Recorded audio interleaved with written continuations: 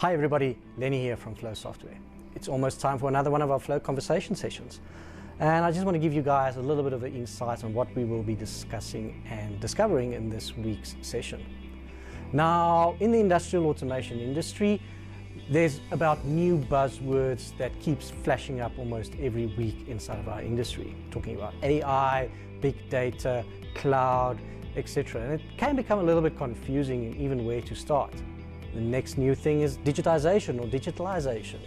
And obviously the three-letter acronyms, right? TLAs, they are scattered everywhere. We're talking MES, MIS, OEE, TAED, KPIs. It's littered in this landscape and it's very easy to get confused and even where to start with your journey.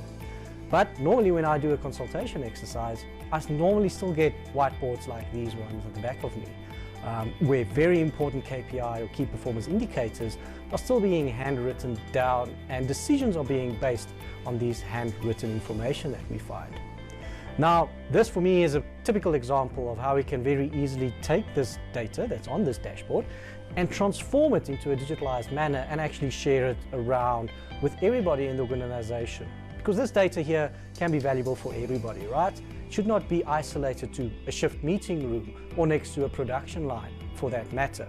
Now in this session, I'm going to guide you guys how we can utilize Flow, the information platform, to actually digitize and transform this dashboard to actually give insights and meaning to your business. Because fundamentally, there's a few things wrong here.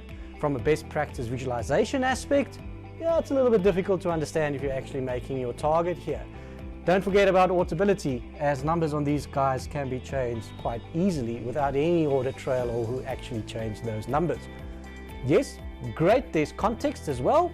Nice little post-its and notes everywhere, but these can easily be removed or even wiped away, and that context and data is lost forever. So I'm going to show you guys how Flow can definitely help you to start small and with an agile approach, start digitizing your whiteboards.